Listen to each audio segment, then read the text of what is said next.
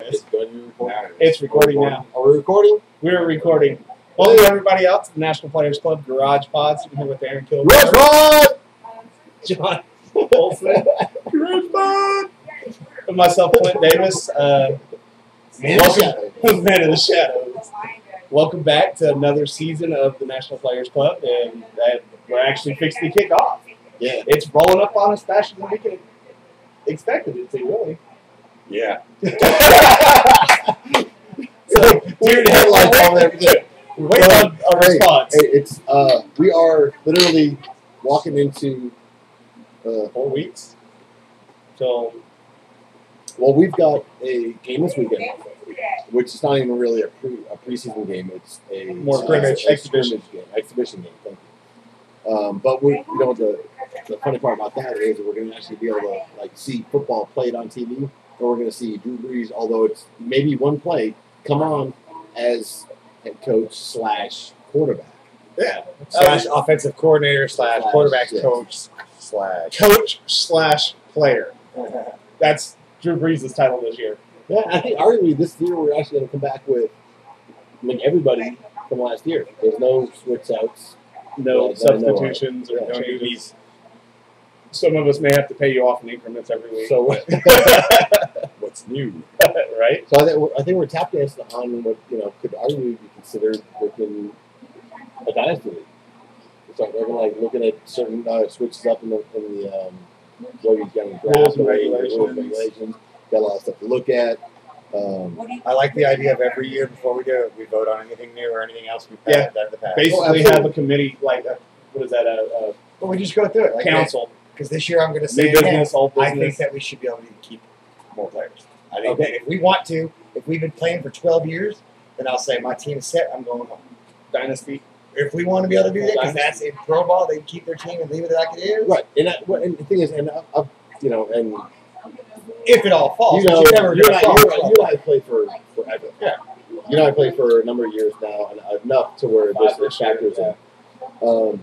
There are so many different leagues out there. There's so many different things you can factor in. There are so many cool things you can actually add into it if you have the people that can understand it and adjust accordingly. Yeah, it's my big thing. The reason I've always kept it as stupid simple as I have was because there's always been people in and out and so on and so forth. A couple of years ago, we added my now wife, and but it's getting now to where we got a little bit of a core there, so we can actually do some a little more funky stuff with it. And I agree with you. I think we should be able to pull on the players, and we've actually done for the longest time. And okay, well, let's you drop this player. He's your holdover. You get 2 for 2 years, 3 for 3 years. 4 for the cap. Yeah.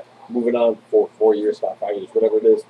But we've always also done it to where we picked whether it be ESPN or CBS Sports or whatever list we I'll choose beat that out later. We get the player in that particular thing. We've got we have an audience. We silenced the Estrogen Fest. It's pretty hard to do. You can't see, but there's a bunch of girls over there. I would have the cameraman pen left, but and actually, what's funny is there are 3 more coaches for our team. So actually, we represent 6 teams that are here already on the first day of our podcast. 12 or 10? 6 of 12. 6 of 12. 6 of 12. Yeah. 50% of our groups are right now. One of the other coaches is at home. 4 female coaches this year, and the rest of them. I didn't silence anybody. It wasn't so much a silencing as it was an attention. We didn't tell you to turn your music off and be quiet. Well, we started talking football, they looked over. Anyway, on with the. So there's gonna be a number of things that are going to come up on draft day. Now we've got some partners in crime that have chose to beat feet, for lack of a better term. And yes, he's going to be on station. This is directed to you, my brother. There's going to be added about a lot of stuff that goes down. One of the things you brought up, I agree with. I think we should actually have one for a year we've been in. Now that we're especially holding on to players, and all my people almost becomes more of a dynasty league and actually but I still like the way we do it now, where you can only draft in if the player falls in that round. I like that. It makes it more.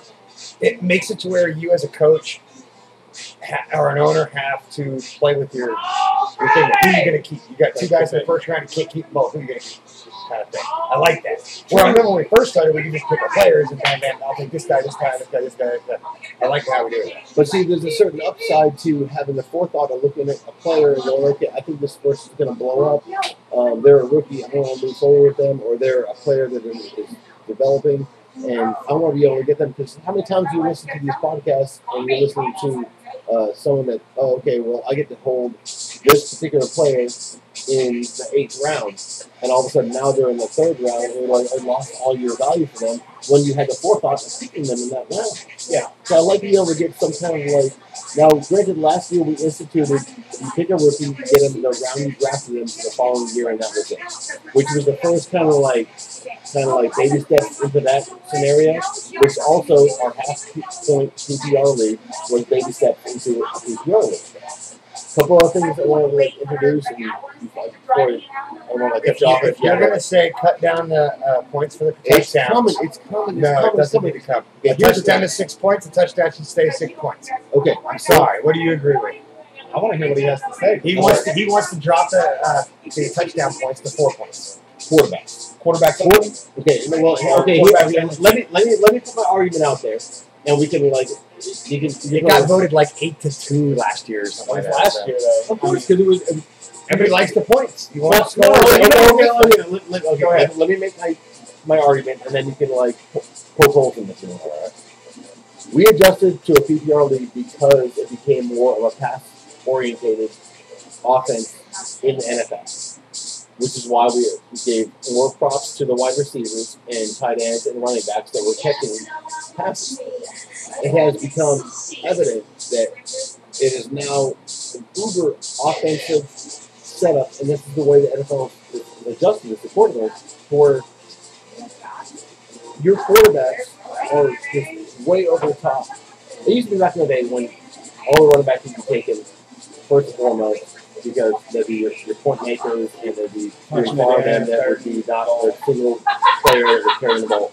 Now it's to the point where I'm like, certain quarterbacks are just so over the top of the scene that not only do you, if someone drafts that quarterback, you not only need a running back for the 1st round, but you possibly need a running back or wide receiver for the 2nd round just to accumulate the same amount of points that the quarterback made in the 1st round if we keep the same point system. Now, here's my thing. I understand what people are saying, and since I don't have that elite quarterback, I don't want to be that D-bag that I'm like, okay, well, I'm saying this because I don't have that Tom Brady or Drew Brees, and you are sitting on in a cookie situation, so you should have no argument whatsoever. But the point I'm trying to make is that if we're going to go off of a listing as far as like, here's your first 12, here's your second 12, okay, then that's based off of their scoring system. If we're going to go off of ours, which is 6 points per quarterback, and our scoring system, which rewards quarterbacks, which I set up years ago to do that because they weren't getting their due diligence or whatever whatever they're due. Then that had just accordingly. Well, now the league and the system and the overall NFL has changed towards the offensive weapon and the quarterback are far more rewarded. So if that's the case, then I suggest one of two things. We either go to a 4 points per touchdown per quarterback, which most leagues do, which is like why we're moving to PPR. Or if we don't do that, we move to stay at 6 points, then we have to keep it at whatever list we pick for where everybody falls, then it has to be at that list that adjusts for that same scoring system. But ours doesn't. And ours doesn't? No. But then not to where they're falling. Well, then we just find it out. Well, to me, I feel that if it's like what you're saying is it's become a pass-heavy offense, I don't think that the people who are doing the passing should be punished in our league. No, I agree. Because what you're technically saying is you're saying, well, because we have to do with this a bit, I'd rather have running backs than receivers. But in the whole scheme of things, the NFL is changing, and so should we. Right. That means that the way we draft, if I'm looking at Jamal Charles or Chad Johnson, and Chad Johnson's a receiver, he's going to get me more points, then I'm going to draft Chad Johnson, Chad Johnson before the running back, and that's just one of those things. You know what? Things change, and why should evolve with the game? Right, evolve with the game rather than evolving the game to the actual game. Does that make sense?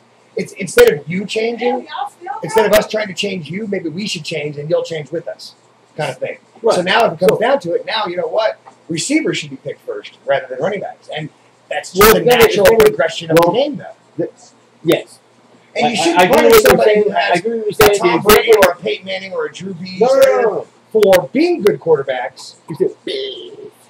For being good quarterbacks or not being good quarterbacks, but then you're somewhat punishing them for being a good quarterback. No. And you're punishing the players and the coaches and the owners to do that for the league changing because now it's what I see with it is that if you drop the point system, those elite quarterbacks they're no longer elite anymore. Well, you're not elite. They're not elite. It would work the same way versus same way versus the quarterbacks that aren't as elite. The Tony Romos, the Ben Roethlisbergers, the Cam Newtons. He's not passing for that 6 points. He's passing for the 4 points. If he runs it in, could it still be a 6 point? I mean, there's different ways we have to evolve it to make it fair. But what's not fair about 6 points? See, that's about my whole. Another thing is, regardless of what happens, yes, okay, a quarterback throws a touchdown, he gets 6 points. That person wins by 2 points. Okay, bummer. Okay, but you know what? The quarterback passed. He made a touchdown. He deserves to win. He deserves the win. He has the 6 points. He deserves it. Well, I have to reward them for their production, but at the same time, when the league and all the teams have changed their emphasis on a strictly passing game, then it changes.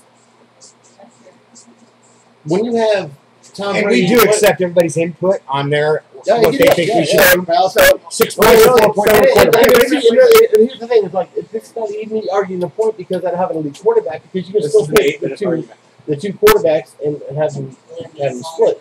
But here's the difference: when you have Tom Brady throws 50 touchdowns, and he's picked at number 8, you have your number 1 running back, and we're just throwing names out, but Aaron Foster puts up 26 touchdowns. Okay? There's literally an entire teammate worth of points there that is like removed from the situation. And this is the number 1 running back off the board. So the system is basically switched. So all I'm saying is that I have no problem with leaving it 6 points per touchdown per quarterback, so long as we adjust the draft status to that same scoring system. So Tom Brady doesn't fall into the 3rd round because it was based off of other stats. If you put those same numbers in there, he's going to be in the 1st round. Well, then we just need to do some research to find one that's pass heavy. So the bottom line is, the arguments that are coming up. One of the things that you don't need coming after me, and I know you're. I already know you're going to vote with me anyway, B. Hey, 6 points, baby. Any way we can make it. I don't know why you're talking over because you get like mad to get props in your voice. Get on the other things that we want to talk about and keep it in 15 minutes. Also, too, last thing I want to mention on that particular thing is I also think we should institute a coaching, either one of 2 things, either home field advantage, the way we set up. I'm playing you, you're playing me, you have home field advantage, you get 1 point home field advantage, just like they would normally in the NFL. Yeah. The flip side of that is there's also a coaching setup where you actually draft a coach to your team as like a last pick, or whatever, how you want to pick them. And if that coach for that team wins that game, they get a point, and that factors into your team too. Something to think about. That would be cool, yeah. Hold off on it. So some other points. We got like 20 seconds, so we can cut this down to a 2-part. And I can get it posted pretty quick. I won't put any shenanigans into it. When we come back, we'll answer our rounds. We want to do shots, things like that. You know how it goes. So keep up with us. We'll be back.